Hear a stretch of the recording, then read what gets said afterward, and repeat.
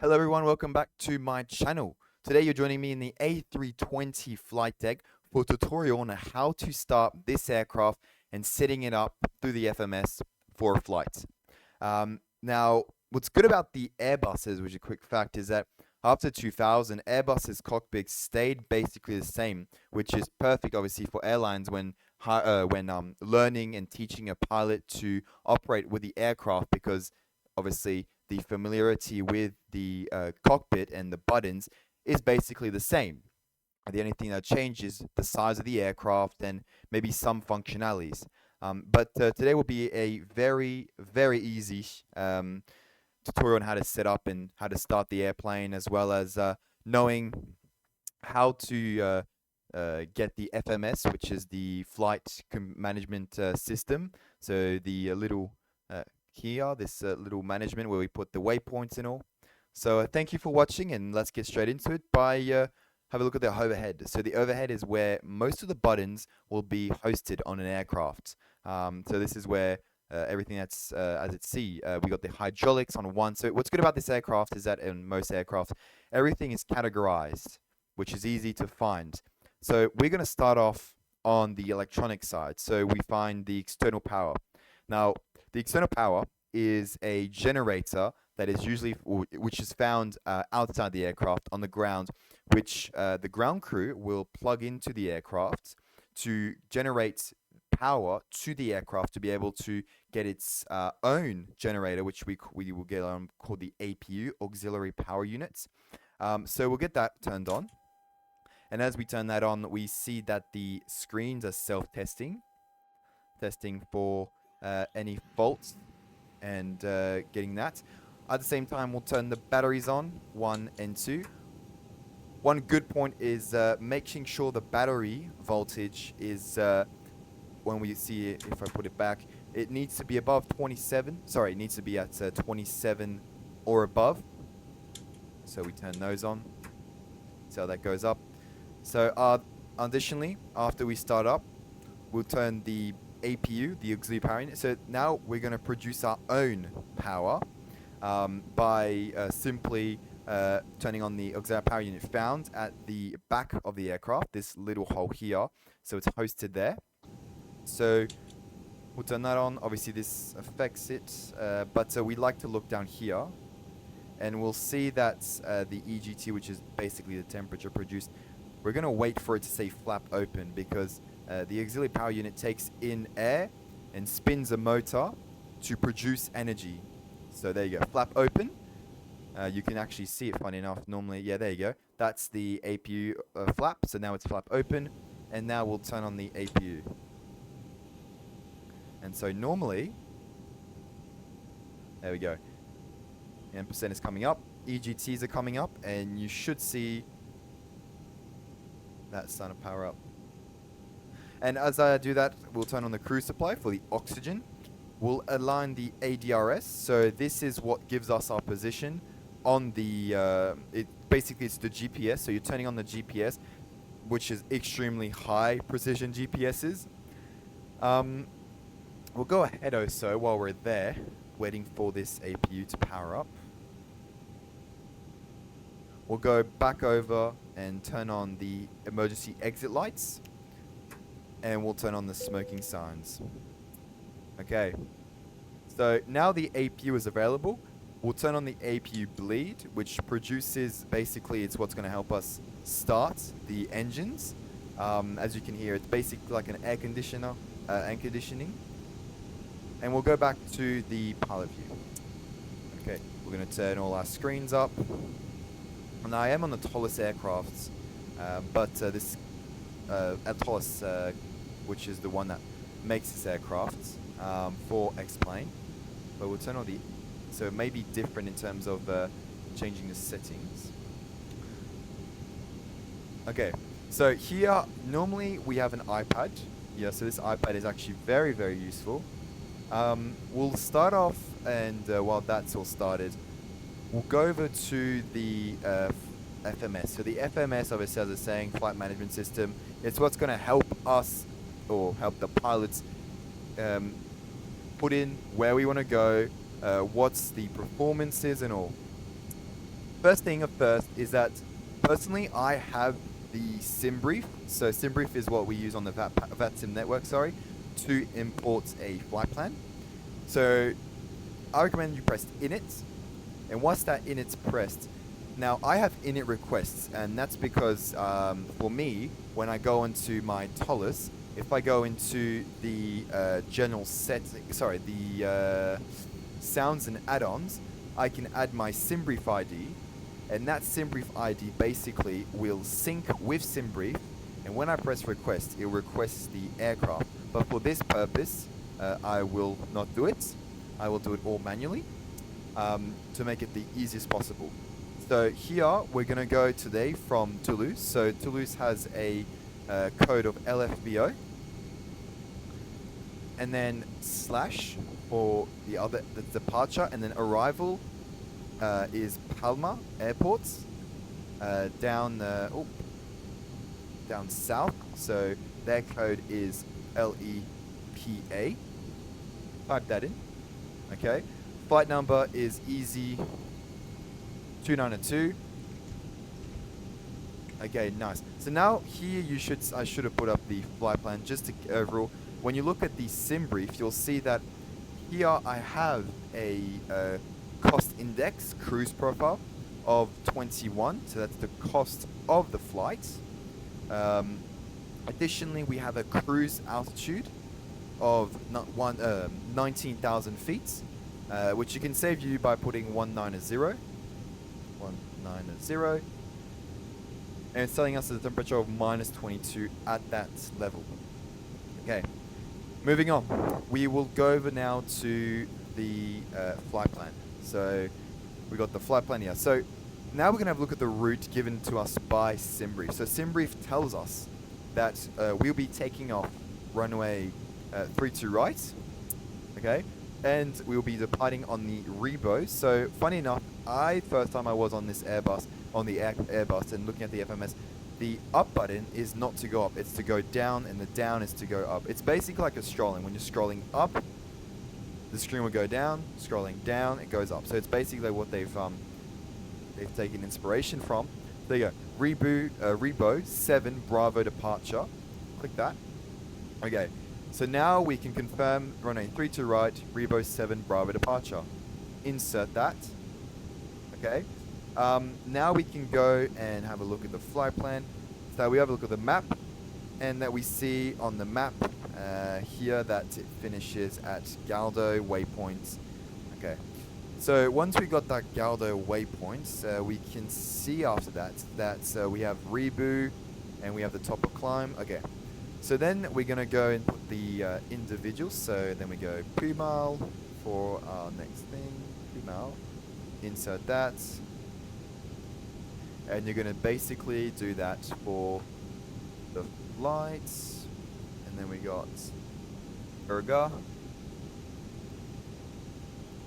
And then we got Mamuk. And then we've got, I got to make sure that BCN, that does not help, sorry about that. I'm just going to take it by this, BCN. Okay, when it shows up this, you got to make sure it's the right one. You can click on the SIMBRIEF thing or the waypoint on the map, on the route, and normally you can have a look at the latitude and longitude. But here for us, it's obviously going to be the shortest one, so like that. So what that BCN is, we call it VOR. So it's basically what we use to find our way. So I'm not going to do a video on VORs, but if you want one, I'll definitely be doing a video if you guys are interested. Okay, next waypoint on this is Loris. So Loris, funny enough, when we look at the routes, Loris is the start of our star. So the stars that we use. So we use the SID to depart, and we use a star to arrive to the airport. So because Loris is after BCN, Loris is after BCN, we're gonna change over and we're gonna press on Leopard. So this is how you load a star. So press Leopard, which is your arrivals. Okay, Once you press that, we are looking for runway 24 left. So we got different runways here, and we got the Zulu, Yankee, and here we're searching for Yankee. Okay, and the stars we're searching for is the Lorry 1 Papa. Lorry 1 Papa, there we go. So that's insert. So here we don't have insert because it wants us to double check because we'll be... Okay. Okay. Now, normally, we do this star, we enter it normally when we are done.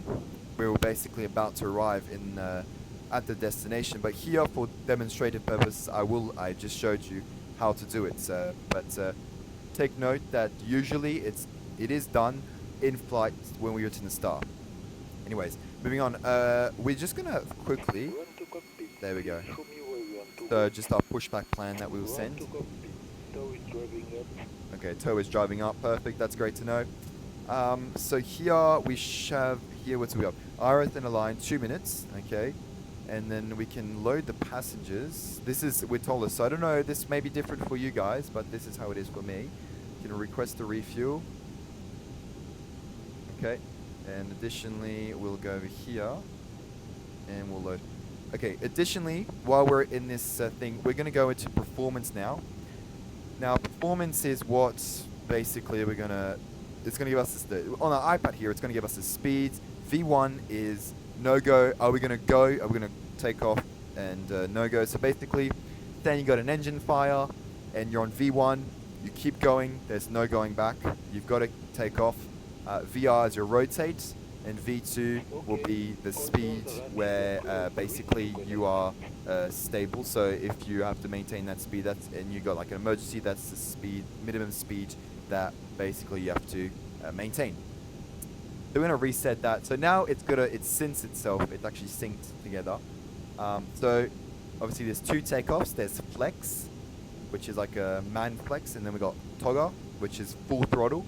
So flex, usually togger, we use flex a lot because flex damages less the engines because we're not going to use the full throttle, like we're not going to, and in weather like this. So we're going to do flex for demonstrative purposes. We got just double checking everything. Config will be 1 + 4 for flaps. We'll turn off the air conditioning and all. Okay. B1, okay, so B1 is 120. We're going to do 125. Rotate is 149. I can actually change that to like 1. And 151. Transition altitude is actually 10. It's 8,000, sorry. Flaps is, okay. Flaps is, this is a funny one. This is a funny one. This is the, so flaps, here you'll do the flaps, so it's be 1 for flaps. Flash, and then your thrusts, or basically your trim, if you can say that, is up 0.4. Okay, we've got the now we should, yeah, there you go. So GPS prime means that we've got the these have synced, so they're all synced and we're connected. We'll be able to check them. Give me a second. Okay, and then flex to temp, we've got 73. 73. Okay, that's all good. And later here you've got also the approach, but the approach I have to do that when I'm in flights. And this is only how to get started the cockpit. Okay. Here we've got for us we got LFBO. So we're gonna do bridge. Oh, sorry about that. It happens a lot. LFBO. 3 to right. Like that. Now it should give us the bridge in the distance. Okay, so now that we've got all that done, we are going to double check quickly. QNH as well, 1013. Okay, so that's the QNH. Initial altitude, we can go straight up to the climb, so 19,000. That's all good. We go down here. So now we've got to prepare the aircraft for start. So I'll start off first off by getting that off. There we go, that should come off. And now we can turn off ground services, external power. So now that so basically external power is now off, which means that the aircraft is producing aircraft. Oh no, I did not want to push back. So additionally, we'll go over and turn the seatbelts on because passengers are on board now. Okay, so that is all done. So as per the checklist, we took the strobe lights, swing lights, turned them on. Okay, and now we're going to do an engine start. So we'll turn the brakes off. The brakes should just come off. Okay, so we're starting our push. We're going to turn the fuel pumps off. And now we're going to turn on X-feed. So X-feed is open, so it means it's transferring the feed of fuel. Okay. And now we're going to go over here. Ignition starts. And engine 2 starts. And now you're going to watch that. You're going to watch the PSI come up.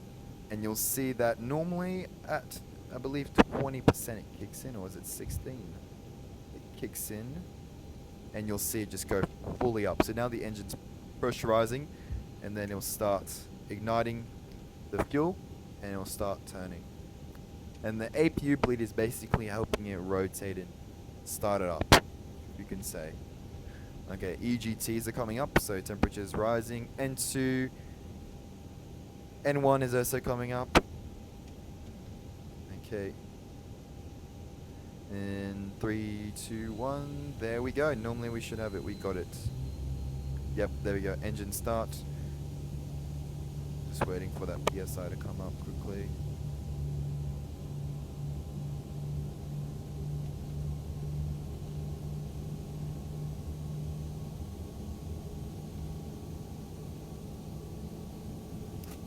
There we go. Engine 1 is available. I'm gonna wait for that available sign, but we just heard it.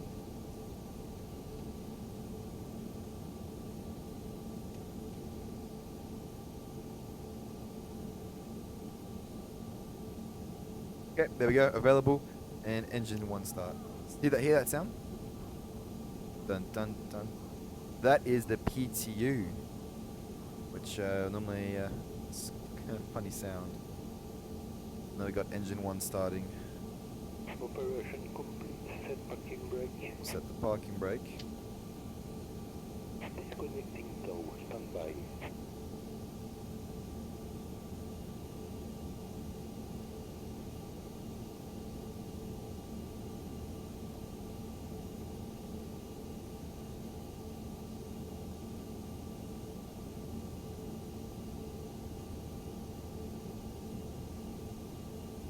There we go, EGT is coming up. Oh, we're gonna disconnect.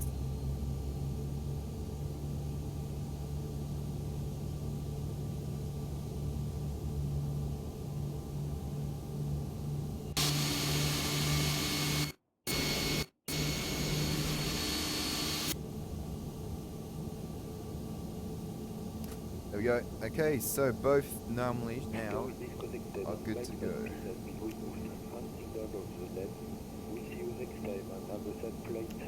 Landing lights can come off, which means that landing lights on the Airbus, that's a bit loud, but the landing lights on the Airbus actually retract, so you can see there, they retract, so we're gonna, now they're coming out, so they should be out. Okay, so engine 1 and 2 are now available, which means that ignition can go onto normal, okay? We turn off the X bleed, the APU bleed, and the APU.